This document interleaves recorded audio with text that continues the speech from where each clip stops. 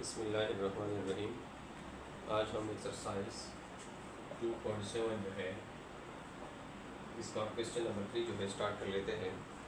Question number 3 की statement ये है, the length of a hall is 5 metre more than its width. If the area of hall is 36 square metre, find the length and width of the hall. एक यानी मुस्ततिल नुमा hall है, इसकी जो लंबाई है यानी the length of a hall is 5 metre more than its width. एक हॉल है, इसकी लंबाई 5 मीटर ज़्यादा है इसकी चौड़ाई से। If the area of hall is 36 square metre, अगर इसी हॉल का जो एरिया है वो 36 स्क्वायर मीटर हो, find the length and width of the hall. यहाँ से जो है हमें अंदाज़ा होता है कि यह हॉल जो है बेसिकली रेक्टेंगुलर शेप का है, क्योंकि यहाँ पे लेंथ और विड्थ का जिक्र हुआ है। रेक्टेंगल में हमारे पास यानी लेंथ भी होता है और विड्थ भी होता है। अगर स्क्वायर जैसा होता तो इसमें यानी लेंथ और विड्थ इक्वल होती है।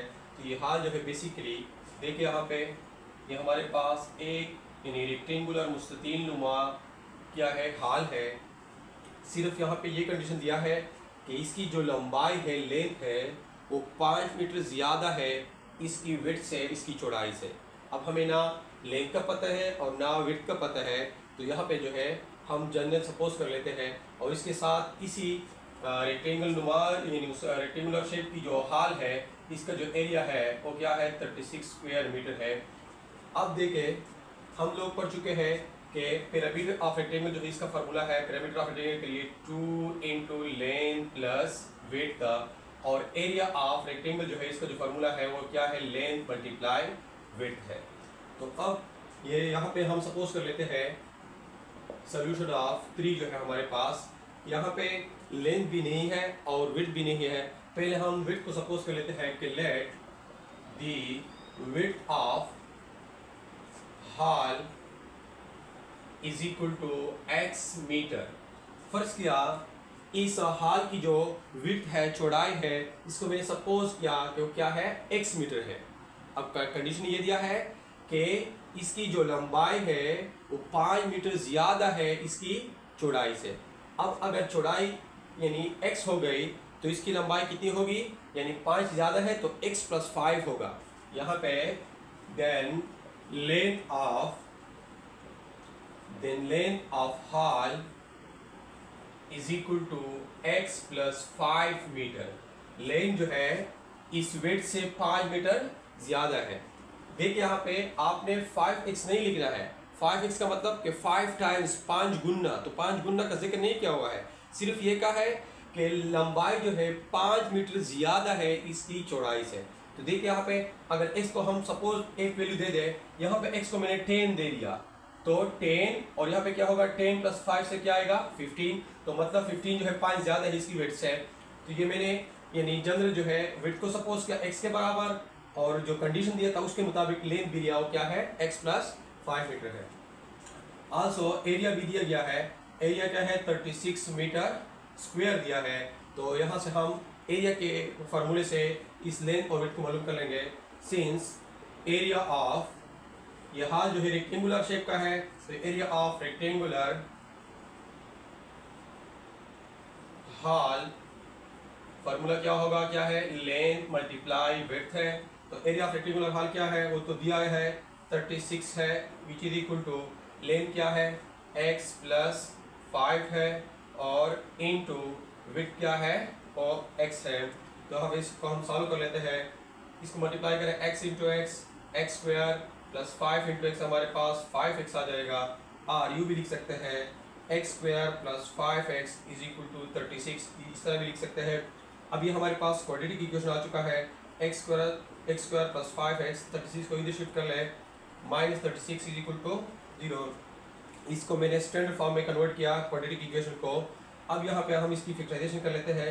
फर्स्ट और लास्ट को अगर हम मल्टीप्लाई कर ले तो हमारे पास 36x स्क्वायर आता है। अब मैंने ऐसी पेयर ढूंढनी है जिसकी प्रोडक्ट से माइनस 36 स्क्वायर आ जाए और इसकी सम से क्या आ जाए 5x आ जाए। तो 9 4 36 ऐसी पेयर है जो दोनों कंडीशन सेटिस्फाई कर लेती है। x square plus 9x minus 4x, 9 से 9x और 4x को हम ऐड कर लेते हैं इससे प्लस 5x आता है। और इसको अगर हम मल्टीप्लाई कर लें plus into minus, minus 9 4 36, x into x हमारे पास एक्स स्क्वायर आता है और माइनस 36 जो है वो नीचे लिया विच इज इक्वल टू 0। अब इन दोनों दो टर्म में हम कॉमन लेते हैं, एक्स को मैंने कॉमन लिया, यहाँ पे एक्स प्लस 9 रह गया और इन दोनों से हम -4 कॉमन लेते हैं, तो माइनस कॉमन लेने से यहाँ पे जो साइन है वो चेंज होगा, तो यहाँ पे सिर्फ एक्स रह जाएगा और ये प्लस हो जाएगा और 9 4 36 आता है which is equal to 0। X plus 9 दोनों में कॉमन है, एक्स प्लस 9 कॉमन लिया इनटू यहाँ पे क्या रह चुका है x minus 4 is equal to 0। तो हमारे पास यानी दो टर्म फैक्टर्स की प्रोडक्ट जो है 0 के बराबर है, इसका मतलब ये है कि x plus 9 is equal to 0 और x minus 4 is equal to 0। तो यहाँ पे x इज इक्वल टू 9 को डिस्ट्रीब्यूट कर ले -9 आ जाएगा और x इज इक्वल टू +4 -4 है, डिस्ट्रीब्यूट करने से हमारे पास +4 आ जाएगा। तो यहाँ पे अब हमने x की वैल्यू जो है वो चूज करनी है कि x की वैल्यू यहाँ पे हम कौन सी वैल्यू ले लें। देखिए यहाँ पे x की वैल्यू एक -9 है और x की वैल्यू 4 है, तो यहाँ पे x की ये नेगेटिव वैल्यू जो है इसको हम नेग्लेक्ट कर लेते हैं, नज़रअंदाज कर लेते हैं। कौन सी कंडीशन के तहत इसको हम नेग्लेक्ट कर लेते हैं, यहाँ पे x मैंने किस चीज़ को सपोज किया हुआ है, x जो मैंने लिया हुआ है विड्थ ऑफ हॉल को x से सपोज किया हुआ है। तो अब ये विड्थ जो है ये बेसिकली डिस्टेंस होता है, फासला होता है, लेंथ होती है। और मैं हम लोग इससे पहले भी पढ़ चुके हैं कि लेंथ जो है कभी नेगेटिव नहीं आ सकता, तो यहाँ पे इस वजह से हम इस नेगेटिव वैल्यू को नेग्लेक्ट कर लेते हैं और x की वैल्यू हम ये लेंगे। अब if x is equal to 4, अगर x की ये वैल्यू हम ले then width of hall is equal to, तो width of hall is equal to x which is equal to 4 metre and length of hall क्या है वो x plus 5 है, then length of hall is equal to x plus 5 which is equal to x की value put कर ले 4 plus 5 which is equal to 9 metre. तो हमारे पास ये रेक्टेंगल नुमा जो हॉल है इसकी विड्थ जो है वो 4 मीटर आ चुकी है और लेंथ जो है वो 9 मीटर जो है वो आ चुके हैं।